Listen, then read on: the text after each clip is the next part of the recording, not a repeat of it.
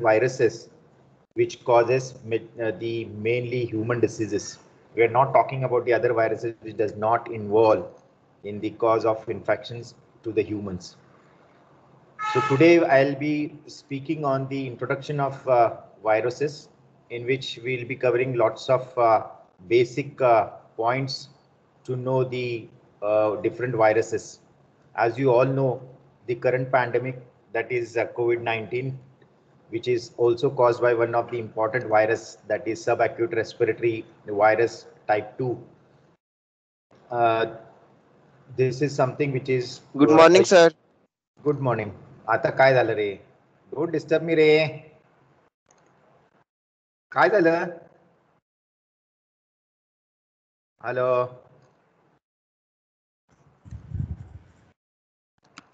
अरे काय झालं? काही नाही सर, काही नाही. Who said something? काय मध्येच काय करता रे तुम्ही?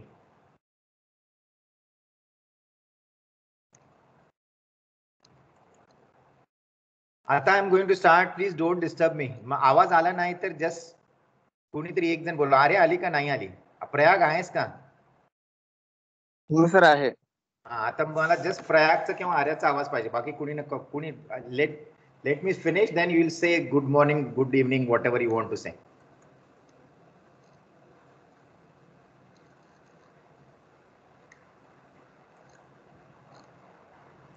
Okay, today's topic is on the viruses, and the viruses are generally studied in the branch of virology, and it is also one of the important branch of medical microbiology. We'll be studying in this section about most important viruses which causes diseases to the humans. We are not talking about any other viruses which does not involve in the causation of the disease other than humans.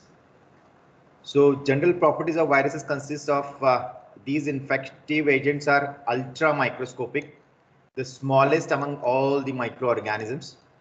To demonstrate these viruses, you need to have a special microscope, that is electron microscope, to see from the samples or from the cell lines.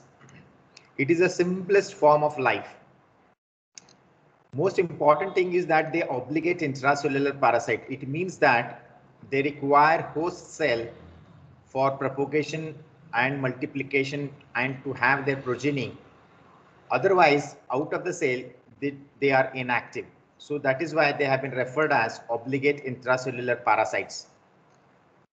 The three main characteristics or properties which distinguish viruses from other microorganisms include the small size. They are very small in size, angstrom unit, which is the 10th part of micron meter, and in their genome. In what is the difference between the bacteria and the viruses? That viruses has only one type of genome, that is the either RNA or DNA as the genetic material in their protoplasm, and they are metabolically inert.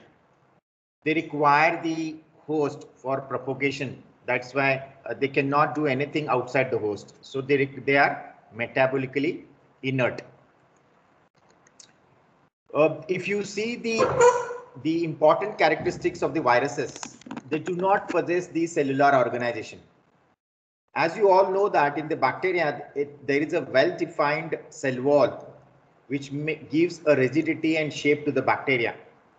But here there is no cellular organization, a proper cellular organization like peptidoglycan or lipopolysaccharide and all that. The important characteristics of the virus, as I told you, it possesses either RNA or only DNA. Both the genetic material does not present in the viruses at the same time. So this is a basis of classification of the viruses. The viruses which has RNA are different. The viruses which has DNA are differently classified. They do not synthesize own macromolecular constituents. They have to depend on the host cell, and that is why they are obligatory intracellular parasites. There is no multiplication by binary fission, which is seen generally in the bacteria. They divide into equal amount, and they divide into two. Parent cell divide into two daughter cells. Like that, there is no binary fission in the viruses. So for their multiplication, they are dependent on the host cell. This is very important. They lack enzymes which are necessary for protein and nucleic acid synthesis, and that is why they are metabolically inert. So they have to depend on the host cell for their progeny or the next generation. They are dependent for the replication on synthetic machinery of the host cells. The beauty of the virus is that when they enter or the genetic material get introduced into the host cell, they give direction to the host DNA to manufacture individual part of the viruses, and then they assemble everything together and they come out of that viruses, that host cell, to infect the new host cells. These are unaffected by antibacterial antibiotics. So antibiotics does not have any role in the treatment of viruses. If anyone is taking antibiotics during viral infection, is not to treat the viral infections, but the infections which are superimposed. Like for example, even in the COVID-19, azithromycin was the drug of choice, one of the drug of choice. It is because the other bacteria which are there in the respiratory tract, they will multiply and they will have a deleterious effect with the viruses. So treat the bacteria, they give antibiotics, not for the viruses, because viruses do not get affected by the antibiotics. This is very important point. And another very important point of the viruses is they do not grow on the artificial media. Which are the artificial media? Like blood agar, nutrient agar, or Lowenstein-Jensen agar. So these are the artificial media which are prepared in the lab, and the viruses do not grow on these artificial media. So they require the host cells. That is why for propagation of viruses, we generally use the cell lines. Probably you might have heard about the tissue culture or cell cultures that is used to cultivate or propagate the viruses from the human specimens. And the beauty of these viruses, they are sensitive to the interferon. So interferon can be used as a treatment strategy for viral infections. So what is a virus? Virus is a filtrable agent. Probably you might have heard when I was talking about the sterilization and disinfection. One of the physical method was the filtration. So in that I have told you that the filtration does not withhold the viruses, because the membrane pore size of that membrane, filter membrane is allowing these viruses to go inside. So they are not good for viruses to sterilize with the help of filters, because viruses are filterable agents, and they are obligate intracellular parasites. This is very important. They are obligate intracellular parasites. Either they have the RNA as a genetic material or the DNA as the genetic material. Now, if you compare with the size of the bacteria, this is a E. coli, rod shaped. You can see here, okay? E. coli, if you compare the smallest DNA virus, that is parvovirus, which may not be the part of the cell wall also, okay? They are so smallest.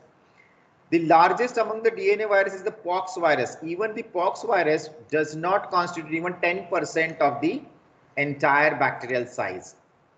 And if you compare the RNA viruses, the smallest is the picorna viruses and the largest are the paramyxoviruses. Even if you compare the size of the RNA viruses, which are the largest amongst the RNA viruses, the paramyxoviruses, still they do not constitute more than 5 to 7% of the entire size of the bacteria. So bacteria are quite larger than the viruses. So that is why for bacteria we use the light microscope, where we can actually see the morphological characteristics of the size and shape and their grams nature. But for viruses, the light microscope is not useful. It is useful only for the demonstration of the Negri bodies or the inclusion bodies, which we generally called as, which are formed during viral infections, but not the actual viruses. For actual viruses demonstration in the microscopy, you need to have the electron microscope. Now coming to the structure of the viruses. The viruses has a capsid. Viruses consist of a nucleic acid core surrounded by a protein coat. So this capsid is nothing but the protein coat, and this nucleus which is surrounded by capsid is nothing but nucleocapsid.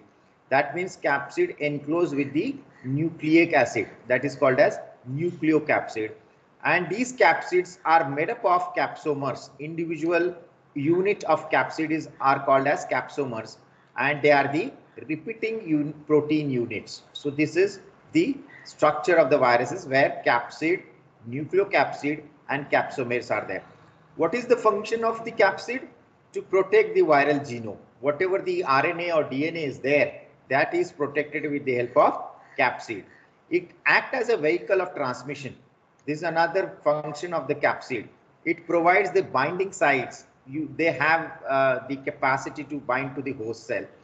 They facilitates the assembly and packaging of viral genetic information, and mainly they are antigenic. What does it mean? If the protein or capsid is antigenic, it means that it can generate the humoral immune response or cellular immune response. So they are antigenic and provides a structural symmetry. Some symmetry is being provided with the help of capsid. Viral envelope is there. See, there are two types of viruses, one which are having the envelope and one which does not have the envelope. Okay, so there are viruses which has the envelope, and it is composed from, membrane is composed of the lipids, proteins and glycoproteins, and obtained from the cellular membranes. So viral envelope is generally obtained from the host cell during the multiplication within the host cell. There are peplomers which are also there on the envelope, and the functions of these peplomers are to mediate the attachment to the host cell. Some glycoprotein attach to the receptors on red blood cells, leading to heme agglutination. So they are also responsible for binding to the heme, that is RBCs. Other glycoproteins possesses enzymatic activities. For example, neuraminidase, which cleaves neuraminic acid from the host cell glycoprotein. You might have now come to know the structure of the coronavirus, where you have seen the spike. There are even in the influenza, there are two surface proteins. One is the neuraminidase, which has got the enzymatic capacity, and another one is the heme agglutinin, which has the capacity to bind the host cell. So virus symmetry is classified as icosahedral symmetry, helical symmetry, and then complex symmetry. So if the virus has the envelope, you will get the enveloped icosahedral structure. If the virus is naked, that means there is no envelope, so they will be called as naked viruses, enveloped viruses or the naked viruses. This is the example of icosahedral capsid. Okay, you can see this is the electron picture of the adenoviruses. This is again adenoviruses. This is the graphical picture, and this is the original electron micrograph picture. And in the helical, again there are naked or the enveloped viruses. You can see here also. These are the helical, okay, and icosahedral and helical capsid. Herpes viruses are the enveloped icosahedral viruses. You can see here the round. This is again the electron micrograph, okay, and this is this just diagrammatic representation. Again, this is the influenza viruses, enveloped helical viruses.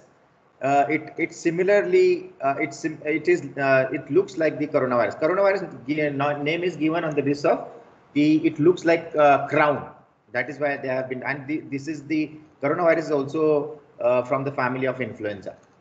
Okay. Now coming to the susceptibility to the physical and chemical agents. This is very important. How these viruses survive in the environment. That is one of the concern for even to the coronaviruses, because they survive in the environment for a long time. Influenza, measles, mumps are extremely labile at room temperature outside the body. Polio and hepatitis survives for days, weeks, or even months. So polio and hepatitis are stronger in survival in the environment. The infectivity is destroyed by moderate heat, that is 55 to 60 degrees Celsius. If you heat at this temperature, they will get destroyed. The infectivity get destroyed. Hepatitis B resists at 60 degrees Celsius. So this is little thermoresistant for 1 hour. This is something which is important characteristics of hepatitis B. Slow viruses like Scrapie resist 121 degrees Celsius for 1 hour. And our articulate temperature is this only. And our holding time is only 15 minutes. So it's possibly that the viruses which are like from the Scrapie, they also withstand the autoclave temperature of 121 degrees Celsius. Generally, they are stable at low temperature. That is why I think probably I might have referred in one of the lecture or practical, glaciers are getting melting down nowadays. So the scientists have discovering lots of new viruses from these areas also. So they are very stable at low temperature. If you store at -20, -80, 260, they survive for years, decades, or long. You can, keep those viruses for several years. The disinfectant commonly used to destroy these viruses are potassium permanganate or hydrogen peroxide, hypochlorite, organic iodine compounds. These are useful disinfectant to care of the viruses. Of course, the formaldehyde and beta propiolactone are also important in taking care of these viruses. But viruses are resistant to phenols. This is again one of the important characteristics for survival of viruses in the environment. This is one test which we generally perform for identification of the viruses. The idea or basis of this test is the heme agglutination. We have seen the antigen antibody reaction where agglutination is nothing but the reaction between antigen antibody at 37 degrees Celsius, that is optimum temperature, in the presence of pH. pH and temperature, they form agglutinate. You have heard about the, you have seen about the yesterday coagulase test. There is agglutination reaction in the practical, right? So the viruses are ability to agglutinate the RBCs, and they are having the specificity for specific RBCs. For example, human influenza can agglutinate the human RBCs quite well than the other RBCs. So what is the basis of viral hemoagglutination test?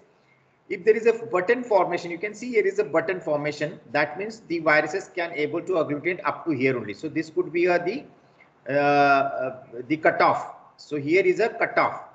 After that, the virus is not able to agglutinate the RBCs. So viral hemoagglutination is one of the important tests for classifying the classification as well as the identifying the various viruses. You can see here the viruses have got the specificity for specific RBCs from the host. Like for example, influenza viruses are very specific to hemoagglutinate foul RBCs, human RBCs, guinea pig RBCs at 37 degrees Celsius. Para-influenza viruses, mumps are able to agglutinate all above. Measles only able to agglutinate monkeys RBCs. So they do not agglutinate other RBCs. Toga virus, arboviruses, like that. All the viruses can be identified on the basis of viral hemoagglutination test. That means which RBCs they are generally able to agglutinate. Now, what happens when the viruses enters into the host? That is also called as replication of viruses. We have seen in the bacteria, replication occurs by the binary fission. 1 becomes 2. Parent cell divide into 2 and it produces 2 daughter cells. Again, 2 daughter cells become parent and divided themselves into 2. So this is how binary fission occurs in the bacteria. But in the viruses, there is a different steps. There are different steps for replication of these viruses, and it includes almost 6 steps in the replication of the viruses. First is the adsorption.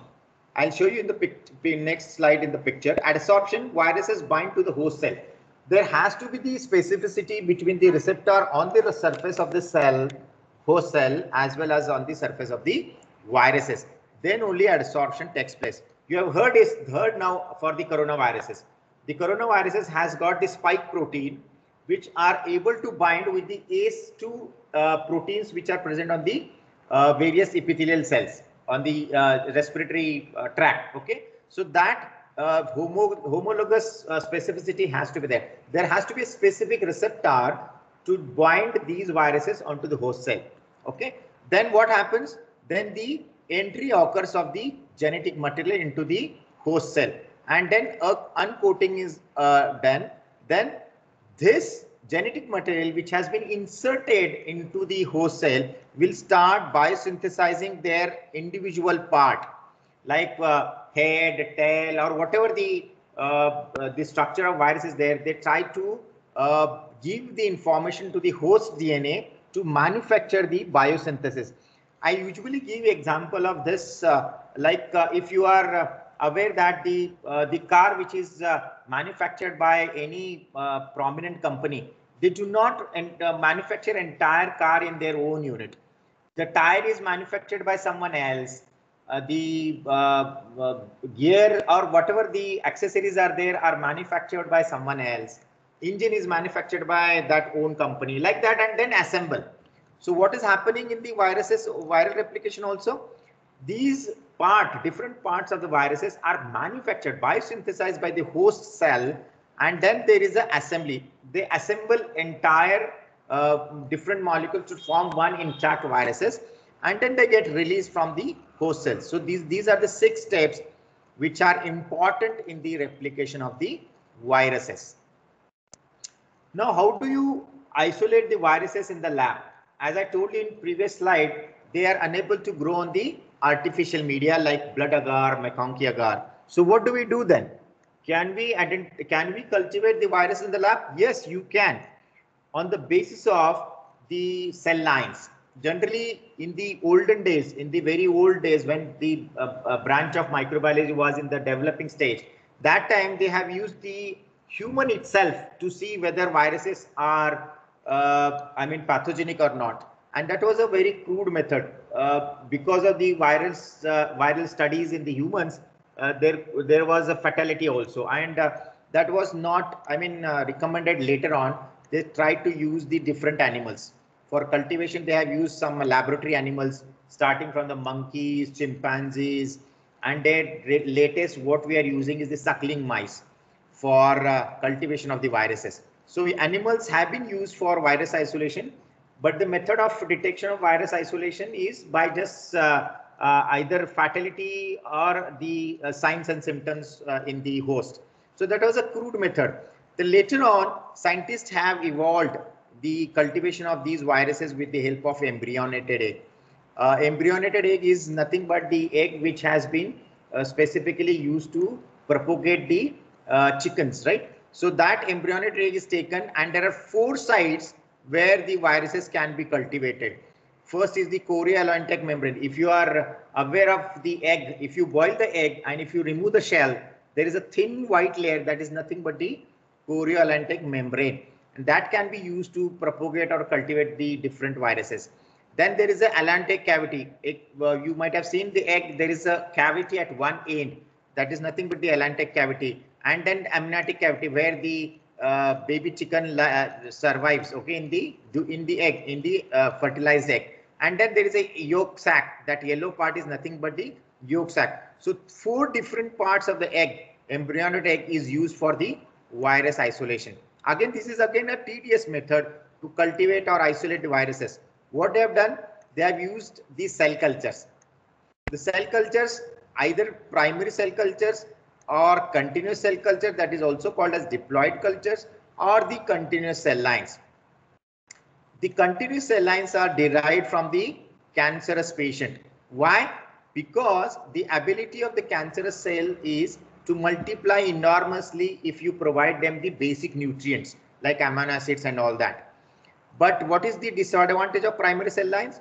They are only used once only. Once they are destroyed, the virus has destroyed entire cell lines, then you may not have the cell lines to see, propagate the virus or maintain that virus for a long time.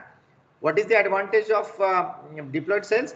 They have a capacity to multiply twice. Again, after second generation, they may not be able to multiply again, even if you replenish with the essential amino acids, pH, maintain pH and all that, buffer and all that, still they do not carry forward after third generation. So what are the useful, or what is the advantage over these primary and the secondary or diploid cell lines of using continuous cell lines? the ability of cancerous cells to multiply continuously. That is why they are forming the mass, okay, and that is why this is the characteristic which is used to use the cell lines. Now, how do you detect the viruses in the cell lines? First thing is the by cytopathic effect. What do you mean by cytopathic effect? The ability of the viruses to destroy the cell lines, and there you will see a zone. I mean, there is no cells in that area. You will see a particular area where cells are not there, and in and around there are cells. So that is called as cytopathic effect. And second, the heme adsorption. Heme adsorption is nothing but the viral heme agglutination.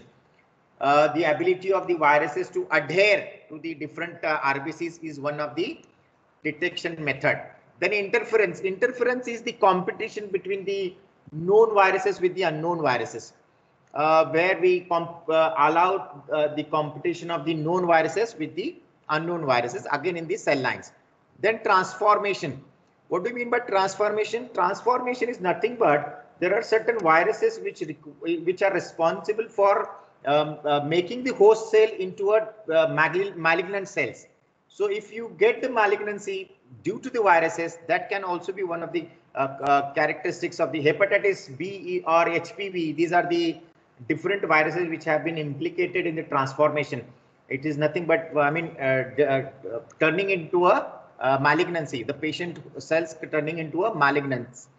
Then you can also use the fluorescent antibody testing. There are certain antibodies which can be tagged with the fluorescent dye, and if they are specific with that antigen of the viruses, they will fluoresce in the under the fluorescence microscope. And if you get the fluorescence, it means that the viruses were present in that specimen because the antigen antibody reaction had occurred. Then immunoperoxidase staining can also be used for demonstration or detection of the viruses from the cell lines. You can also detect the enzymes. There are certain viruses which produces certain enzymes. So by just detecting the enzymes, you can also detect the viruses from the cell lines. Then of course, the gold standard is the electron microscope. Electron microscope will give you the exact the structure of the viruses which is present in the specimen or even in the cell lines. Now coming to the viral genetics, this is something which is very important. We should all know about this viral genetics, that is mutation. You heard this word because of the COVID-19 or because of the SARS virus, or before that the swine influenza. What are these viruses? These viruses are developed by combination of human viruses from the guinea pig viruses, or the human viruses or the bat viruses. So there is an exchange of bad characteristics between these two group of viruses. I mean these viruses from two different animals like humans and the bat, or humans and the guinea pigs. That is why swine flu was there. Now we have the coronaviruses. Coronavirus is also mutated, or it is also called a spillover. What is the spillover? Spillover is nothing but that it wasn't there in the humans, but it has been acquired from the animal. It was only seen in the animal, but now this coronavirus, one of the theory was spillover. So that bat virus has been introduced into the humans, and it got mutated and it produced the coronavirus. Okay, so severe acute respiratory viruses, coronavirus type 2. This is the causative agent of the coronavirus. So mutation can occur naturally between two different viruses of the same genera, of course, same family, and that is and even it is seen in the same, like for example HIV. HIV is getting mutated all the time. That is why we do not have a vaccine till date. That is the again one of the hurdle of making the viruses against the HIV virus, because of the constant mutation. This mutation occurs very constantly even in the influenza viruses. Okay. And recombination technology can be used to modify the genetic element in the viruses, and then interaction between the viral gene products. These are the different mechanism by which viruses change themselves. Again, one of the important viruses which are called as prions, or you can call it as prions, whatever the pronunciation you can do, prions or prions. It is nothing but this PR has been taken from the proteinaceous. Proteinaceous infectious. I stands for infectious particles. So this prions are, this can come as a short note. Prions are nothing but proteinaceous infectious particles. These are composed of protein without any detectable nucleic acid. This is something which is very unique with these prions. They are highly resistant to inactivation by physical and chemical agents. They survive for long time, very several years in the environment without being infected in the host cell. They produce slow infections with long incubation period, followed by progressive diseases which leads to death. This is something which is unique. They're very slow. They're very slow in the infection, and they have the very long incubation period. Incubation period is nothing but the virus enters into the host, and the host has shown the signs and symptoms. This is called as incubation period. You have heard about the COVID-19 incubation period is 7 to 14 days, right? So this is the incubation period. So in this prions, you can see the long incubation period and followed by progressive disease which leads to death. This is something which is serious. They cause scrapie of sheep and goats. Those who belongs to village, they might have seen the sheep and goat near the mouth. There are blisters. It is nothing but the scrapie that is commonly affected to the sheep. And bovine spongiform encephalopathy, mink and feline encephalopathy, that is in the cats, wasting disease of deer. So these prions are more commonly seen in the animals. If the human accidentally eat these infected animals, can get the infection that is due to the prions. And in the humans, Creutzfeldt-Jakob disease is the commonly seen. You can see this as a MCQ also, which is the causative agent for Creutzfeldt-Jakob disease in the humans. The answer is prions. Okay, so this was, outbreak was seen in UK several years back. I think probably 8 to 10 years back, because of the having the meat from the beef, which is was the vehicle for transmission of this disease. Okay. And now you can see there are some clinical pictures. This is the monkeypox. You can see blisters. Okay. This is the smallpox. Now smallpox we don't have. We have eradicated. We were successfully eradicated the smallpox from the earth. But you can see the blisters on the entire body of the patient. Then you know about HIV/AIDS. Every country in the entire world is affected with the HIV, and full-blown AIDS cases are also there. Okay, if you look at the various systems which can be affected by the viruses, entire systems: brain, skin, mucous membrane, liver, heart, eyes, lymphoid organs, every organ of the body can get affected with the viruses. You might have seen, this is very commonly seen in our country, conjunctivitis. I usually tell this to my student that डोळ्यात दुसऱ्यांच्या डोळ्यात बघून डोळे येत नसतात. That was just a myth.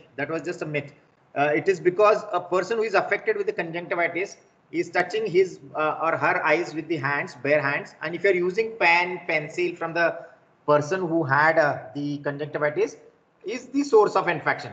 But never it happens डोळ्यात बघून डोळे येत नाहीत. Don't have this myth. Okay, it is because if you touch with the secretions of eyes from the infected person, you will get the conjunctivitis, and this is generally caused by adenoviruses. Measles rash. This is again one of the clinical picture of the rash caused by measles. Then this is something which is unique for all of you who are going to be a dental professional. You can see these type of patients. That is the candidiasis, oral manifestations in the AIDS patients. Candidiasis or various cancers. Okay. What are the different modes of viruses transmission? Respiratory, fecal-oral, contact, zoonosis, blood, sexual, maternal, from mother to her child. These are the different modes of viral transmission. We will be learning this in detail in the next chapter, next lecture.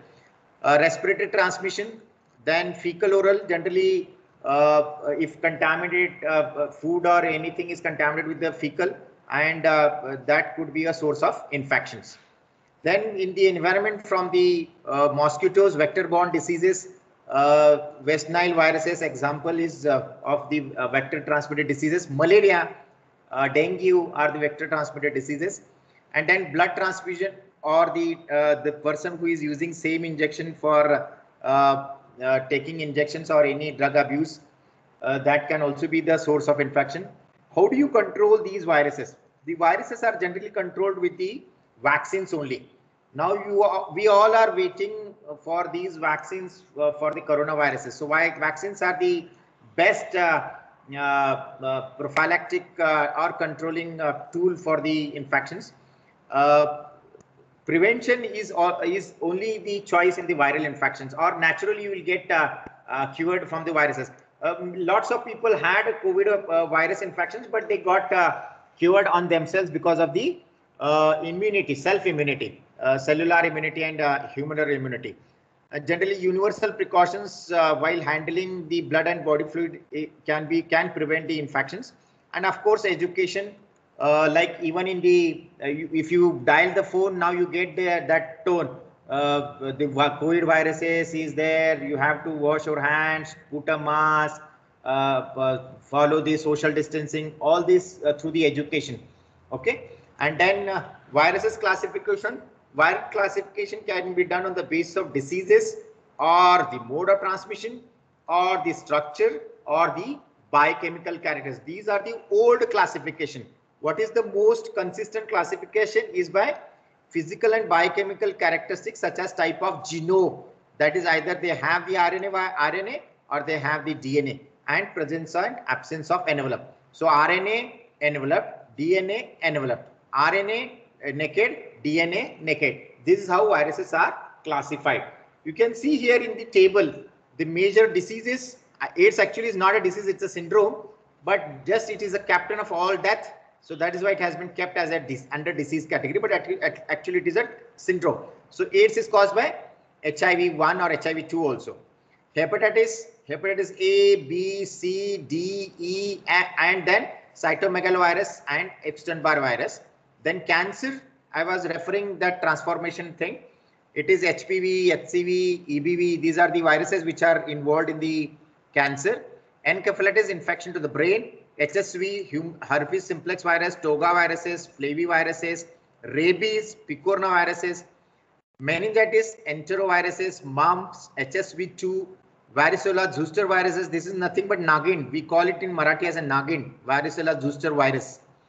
Then GI tract infection, rotavirus, adenoviruses, common cold. This is very common for all of us. Rhinoviruses, coronaviruses, adenoviruses. So coronaviruses was there even before COVID-19. So coronavirus is not the one which has been detected now in 2019. It was there, but the families, the members were different. This is something which is more dangerous. That is SARS-CoV-2. That is the causative agent. Then the lower respiratory tract infection are caused by influenza, parainfluenza, SARS-CoV-1. This is SARS-CoV, not 1. Then SARS-CoV-1 had come. Then SARS-CoV-2, which is now currently doing pandemic.